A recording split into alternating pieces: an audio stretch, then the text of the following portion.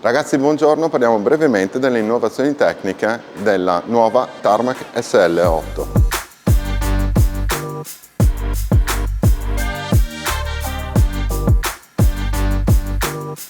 Allora, il nuovo Tarmac SL8 è stato progettato con in mente due obiettivi, quello di una maggiore rigidità e di una maggiore leggerezza rispetto all'SL7. Per la progettazione del Tarmac SL8 si è partiti dalla tecnica costruttiva già utilizzata per l'Ethos, che ha previsto praticamente l'impiego di fogli di carbonio più lunghi e più sottili. Quindi, partendo da quella e da una tecnica innovativa di progettazione che è il Front Loading Development, brevettata e utilizzata esclusivamente da Specialized, si è potuto proprio in fase di progettazione andare a simulare concretamente la distribuzione dei fogli di carbonio in modo di andare ad agire praticamente sull'aumento di rigidità nei punti fondamentali del telaio e allo stesso tempo andare a ridurre il peso dove si vedeva che non era necessario e fondamentale. La cosa che balza subito all'occhio della nuova Tarmac SL8 è questa protuberanza sul tubo di sterzo, ok? In realtà praticamente la protuberanza è stata data da uno spostamento verso la parte posteriore, quindi da un arretramento dell'alloggiamento della serie sterzo, come potete vedere, si vede molto meglio sotto, ok? Questo per andare a favorire le prestazioni in senso di aerodinamicità. Ho letto e come ho fatto io potete leggere anche voi diversi test e diverse prove su strada. In effetti chi sta provando su strada la nuova Tarmac SL8 la ritiene più silenziosa del Tarmac SL7 e ritiene che questa maggiore silenziosità sia dovuta a un minore impatto dell'aria. Poi, altra cosa fondamentale che potete vedere è che i foderi obliqui del carro posteriore e anche i foderi bassi del carro posteriore sono stati completamente ridisegnati. Sono molto più affusolati, sono molto più sottili.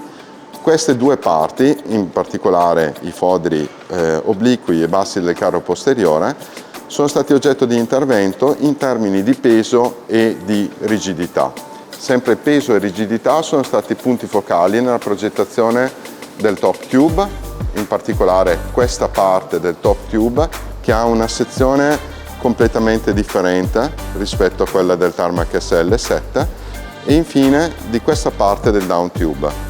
Come vedete la sezione è molto più affusolata o se volete arrotondata ed è stata oggetto di una riduzione di peso e una differente distribuzione delle forze torsionali.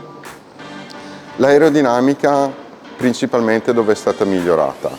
Abbiamo già parlato della serie sterzo, quindi della parte anteriore diciamo del tubo di sterzo. È stato riprogettato un nuovo canotto reggisella che è molto più piccolo, molto più aerodinamico del precedente. Infine è stata praticamente riprogettata la zona di infulcro, che è questa, ok, dei foderi obliqui del carro posteriore. Come vedete, vi faccio notare questo particolare, sono molto più aerodinamici, l'ingombro laterale del punto di infulcro dei foderi obliqui del carro posteriore è sensibilmente minore rispetto a quello del Tarmac SL7. Altra cosa, ovviamente, l'SL8, essendo un aggiornamento dell'SL7, è stato riprogettato il passaggio a ruota. Come vedete è molto più generoso e questa volta su questo telaio consente di montare dei copertoni fino a una sezione di 32 mm, quindi cosa non indifferente e cosa che ovviamente sull'SL7 poteva dare qualche problema. Questi i tratti salienti e caratteristici del nuovo telaio SL8. Ovviamente la progettazione dell'SL8 ha comportato, ovviamente proprio per migliorare le prestazioni aerodinamiche della bicicletta, la progettazione anche di un nuovo cockpit. In questo caso il nuovo manubrio Roval Rapid è un manubrio che si presenta come un monoblocco in carbonio, quindi non abbiamo più attacco manubrio e manubrio come era nella precedente versione, ok? E anche questo manubrio in combinazione con il telaio va a migliorare le prestazioni aerodinamiche della bicicletta. È molto più sottile nel profilo alare rispetto al manubrio Roval Aerofly ed è anche molto più leggero. Si tratta di un risparmio di circa 50 grammi proprio solo sul comparto manubrio, quindi sulla parte anteriore del manubrio.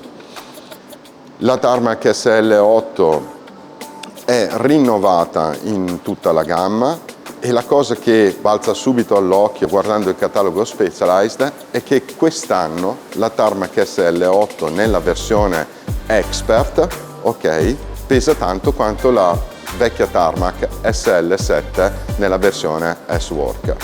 Ovviamente i telai S-Work sono caratterizzati dall'impiego, come precedentemente, del carbonio FACT 12R. C'è da dire però che anche il FACT 10R, che è quello che viene impiegato, il carbonio che viene impiegato per la costruzione di tutte le altre serie, quindi non la serie S-Work, pesa ben 100 grammi in più, solo 100 grammi in più rispetto al telaio S-Work.